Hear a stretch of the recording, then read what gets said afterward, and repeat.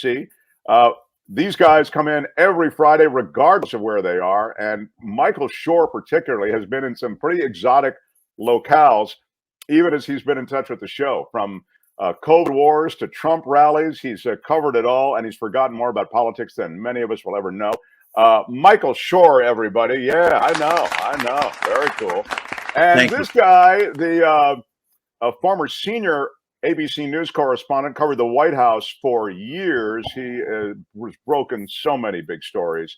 The award-winning journalist, Jim Avila, everyone. Yeah, Jim Avila. Come on, you handsome devil. Nice to see you. So, guys, a lot happened this week. The State of the Union happened. Now it seems like in this voracious news cycle that was a long time ago, but it really wasn't. And you saw the after effects, even as Republicans are now trying to re-explain their position on Social Security. Kim just had the news about Rick Scott. So I'm wondering, the populist tone that Biden took, I thought he took it very successfully. And I'm wondering what your impressions were on that State of the Union address. Jim, start with you. Well, I think it was probably, I mean, it was a speech that I had not expected. That every time Joe Biden speaks, and I'm a supporter of his policies. So, but still, every time he speaks, I'm on the edge of my seat. I'm worried that he's going to make a mistake. There's going to be a gaffe. There's going to be a lot of stumbling. There's going to be a lot of mumbling. This was the best speech I've ever heard him give. And the best parts of his speech were when he does what scares the hell out of me. He went off prompter, went off script, where he jousted back and forth with these crazy people in the audience, and he came out ahead. He got them to commit, got the Republican side to commit to not mess with Social Security and Medicare on the record in front of the nation. Yes, they're claiming they never said that, but it's on paper, and it's in, we've seen Mike Lee claim that he was going to get rid of it, the congressman from Utah. We've seen, of course, Scott, who put it in the Republican platform, his platform to reelect people during the 2022 elections, put it right there, saying he was going to sunset all legislation, including Medicare and including Social Security. So he trapped them into and that has kind of fallen off the table now as an issue. So I think he did great. I think the Republicans, as I frequently say on this program, the more they talk, the more they bury themselves. That their policies are not popular in this country. And while they continue to try to excite the base, they are not going to win another election nationwide because of that, because the independents, the moderates, even in their own party, don't agree with their policies. And as long as they continue to yell at him and yell liar, that's exactly what the independents in this country don't want to see. Michael? Yeah, I think Jim answered it perfectly. I think this was I've seen Joe Biden give some great speeches. We all focus on his gaffes and his missteps. He's not always great off the cuff. He makes mistakes constantly. It's been a hallmark of a half century of politics from Joe Biden. It didn't start when he became 75 years old or older. It's been going on his whole career, and he still has been elected to the Senate 6 times and to the vice presidency twice and the presidency once. So he does do something right. And when he has a scripted speech, he can often deliver it, not always. His 2012 renomination speech for vice president in Charlotte, I think was the best speech I've seen him give. But this was a great speech. And, Vinay Reddy, who is his speechwriter, and Mike Donlin, who's been with him for a very long time, know Biden speak. They know his voice. They know his cadences. Then Biden goes through and marks it up, as we all know, for his stutter and when to take breaks and whatnot. He barrels through a lot of it. He goes too quickly sometimes. We've had presidents who are not great speakers. George H.W. Bush is the one that comes to mind, George W. Bush to an extent as well. But I think what Biden did here, and Jim said the word trap, is he laid a trap that was unbelievable. And nobody was expecting that. Nobody was expecting his engagement when the predicted backlash to that trap and some of the other things he was saying was going to happen. And his demeanor during those moments are what I think made this a spectacular speech for the president, because he engaged it. He didn't pretend not to, they didn't ignore it. He didn't react sternly to it. And part of the trap was the moments of I would say, humility at the beginning, talking to Kevin McCarthy, honoring him for being the new speaker, honoring the longevity of Mitch McConnell as the Senate minority leader. And so I think when he did that, you were kind of lulled into a belief that this was a Joe Biden reaching across the aisle type of speech. And then boom, he took a turn, and that turn worked for him. And I think that right now it's going to define the politics of the legislative politics of this Congress for a while.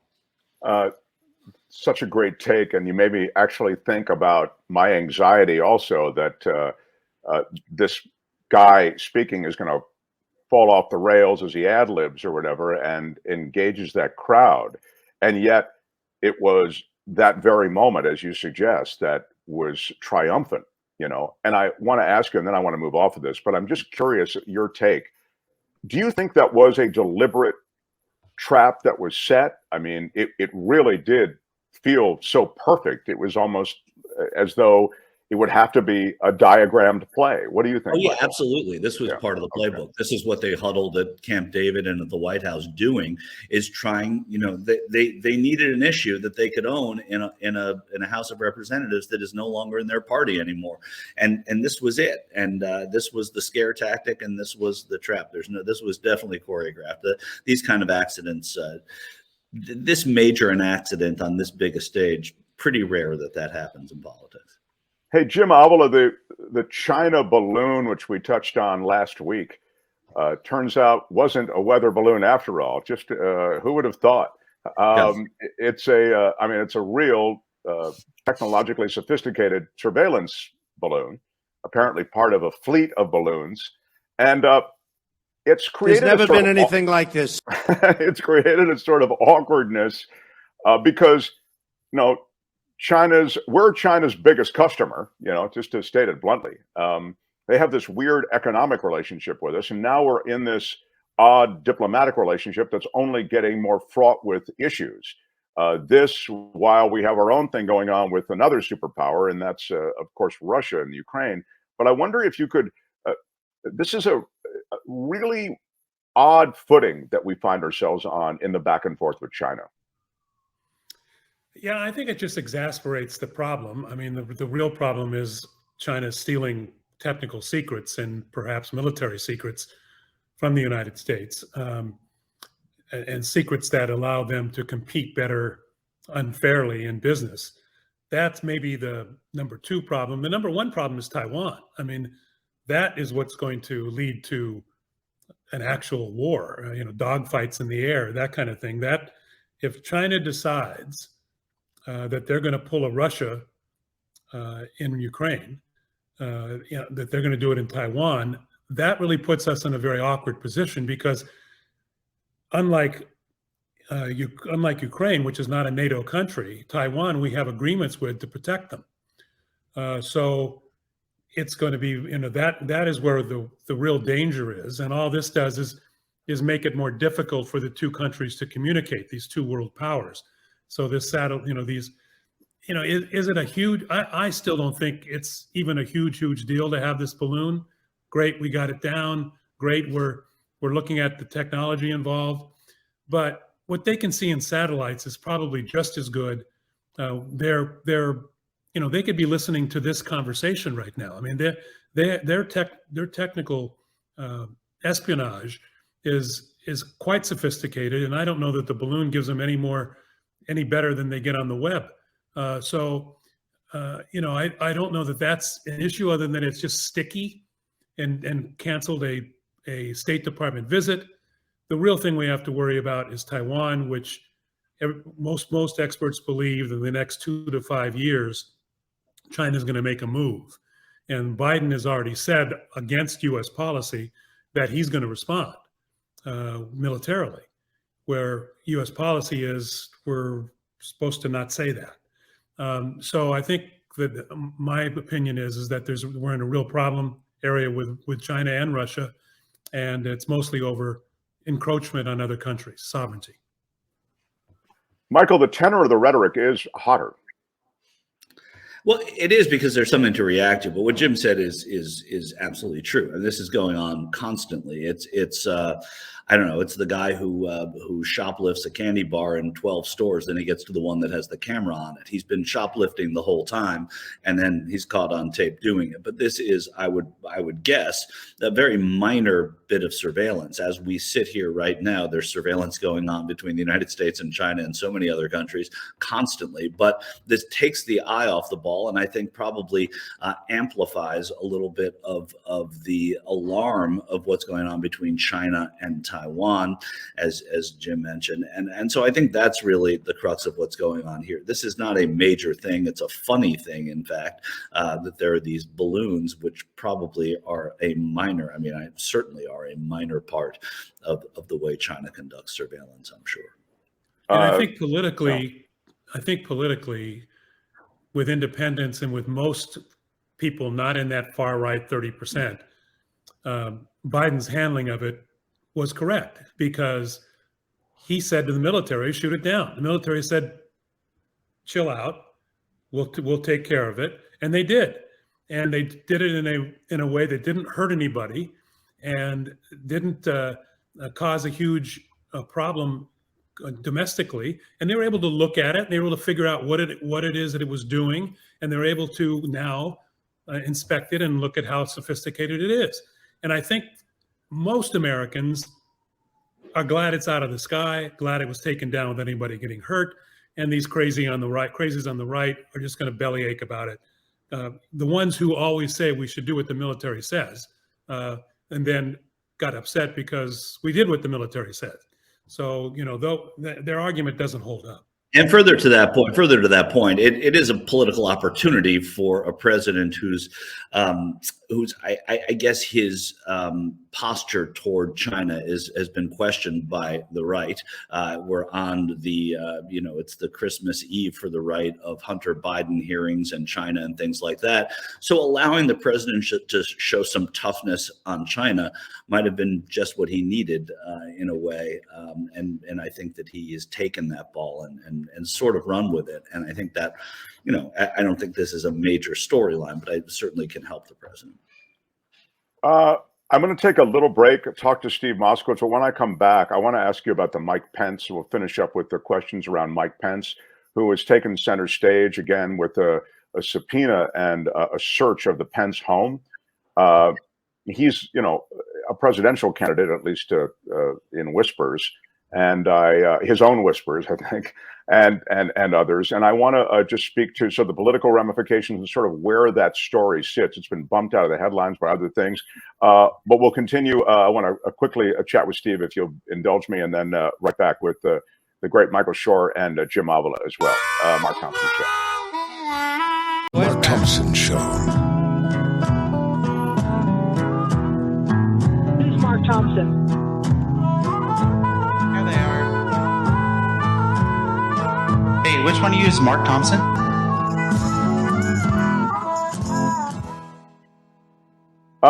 This is the continued conversation with Michael Shure and Jim Avila, award-winning journalists.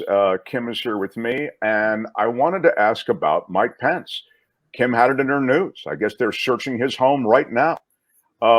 What do you make of this, the document thing, which has become the classified document thing, has had sort of an ebb and flow to it from a news standpoint? How serious is all of this, Michael?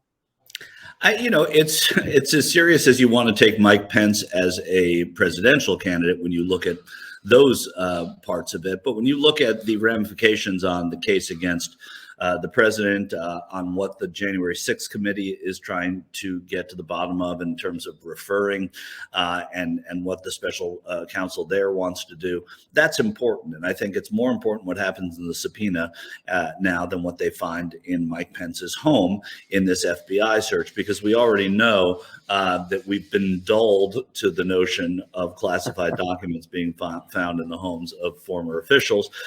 So short of now it's like who doesn't have it, right?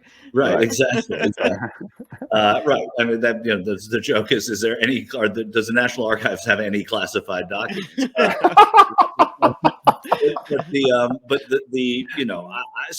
I think that it keeps, for Mike Pence's sake, it keeps his name in the news, which is always helpful in politics, but or not always, but most often it's sort of saying, look, I'm still relevant.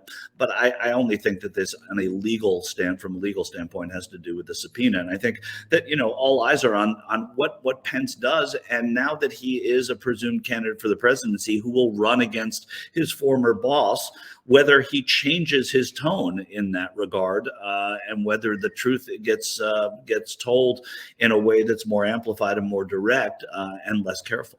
I have to say one thing, and Jim, I hear what you have to say, but they keep playing that interview that he did with David Muir, in which David Muir asked him point blank, do you have any classified documents in your home? And he looks away and says, no, I don't. And he says it with a weird head nod too. I mean, if you're a poker player, the guy's at least not sure if he does. So I'll put it that way. And as it turns out, he has this choir boy image to the extent that this, dirties him up a little bit. Jim, is it important in any way?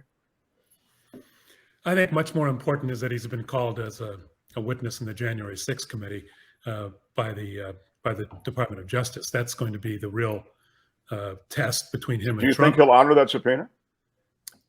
I don't know. And I think that's the big question. I think that if he wants to continue in this sort of hero role that kind of has rescued him from the Trump sphere, then he will.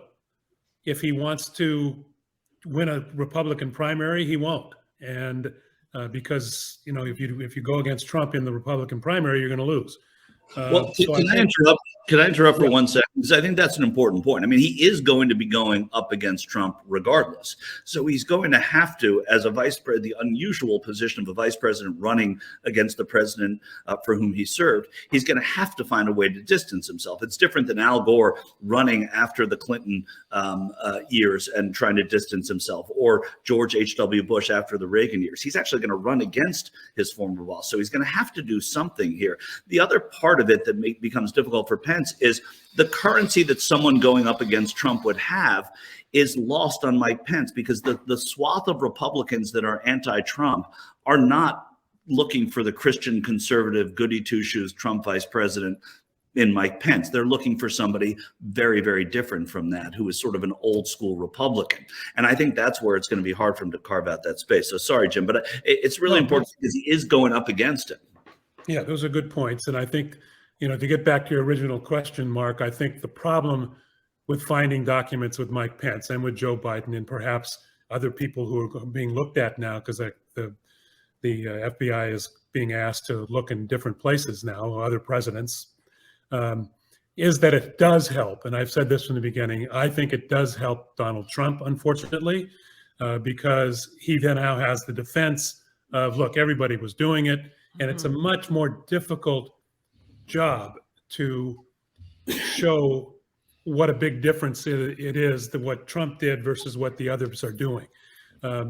It's very difficult for prosecutors to get into somebody's head and to convince a jury that Donald Trump's motives were different than Joe Biden's motives, even though it's true that they are, and even though the way he acted is absolutely, and they may be able to do it, but it makes it much more difficult. And I think that's the issue with Mike Pence, them looking at Mike Pence's house.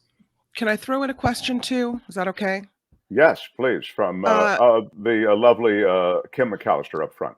Just had the story that, usually on Super Bowl Sunday, there's an interview with the network airing the Super Bowl with the sitting United States president. Well, Fox News says they don't want to interview President Biden. They're canceling that interview. Now they're saying we tried to schedule it and we just can't schedule it with him. His people won't schedule it. But what do you think it says about the disrespect for the presidency, if anything? Well, I think there's also disrespect for Fox News if it's the case that the president won't schedule it. So it's we don't really know the whole story, but if it's about the legitimacy and the fair-mindedness of Fox News, in a sense, good for the White House for standing up to them. If the president just doesn't want to go on Fox News, then bad for the White House and bad for the president. We don't know enough about that story, but I think there are two ways to look at it. And as we learn more about whether or not this interview could have taken place, for example, if another outlet does it and they find the time for it, then I think it's a rebuff of Fox News, which some people have waited for quite a while. Yeah. Yeah, I agree. I mean, I think that the White House is wise not to put him to be interviewed. By now, in the past, it was Bill O'Reilly who was interviewing the president, and it was could it be were they offering Tucker Carlson? There's no way you would sit down with Tucker Carlson. Even Bret Baier, who supposedly is their middle of the road guy, Bret Baier's the one. He lost all credibility with me when on election night, he was angry and was setting off emails to his bosses because their political person, who was absolutely right, called Arizona for Trump. He tried to get them to overturn that call. Well, okay, that's not a newsman. That is not a straight, and you might look at me and say, I'm not a newsman. I'm not anymore, okay? I'm a commentator now. When I was covering the White House, there's no way that I would have been able to get involved in that way. So there's nobody there who at Fox who you could depend upon to give a straight interview, and it would be an attack fest, and it would be all about Hunter Biden. And there's no reason for Joe Biden to do that. There's plenty of other outlets. He can do it another time. And it's just because Fox has the Super Bowl doesn't mean that they can own that interview. And I think that's part of what the White House is saying as well. Well, Karine Jean-Pierre, who's the White House spokesperson, says the president was actually looking forward to this Fox interview to discuss the Super Bowl, the State of the Union, and critical issues. And we've been informed Fox has asked for the interview to be canceled. So you're right. There's more to the story. Yeah, it is interesting. I had heard it the other way, and this new information is interesting. Yeah. Boys, we've got to wrap it. It's so great. I mean, I look forward to this segment every week, and thank you for being here. Find Michael on TYT and also across social media, Michael Shure, Shure. Yay. And Jim as well on social media. He's, what are you on Twitter, Jim Avila? You're Jim Avila ABC. Jim Avila ABC. And you can find him here on Fridays at 11. Thanks, boys. Appreciate it. Yeah, Avila Shure. Love you both. Good stuff. Really good stuff. Some great takes. That's among my favorite segments of the week. Those guys, I love to hear what they have to say. They are so sharp. Albert, you're the big producer. Like this. Never been anything like it. What are we doing, Albert? Hi, it's Mark, and I thought that was great. Hit the notification bell. You'll know whenever there's a new video being dropped, and please subscribe to our channel to help us save the universe.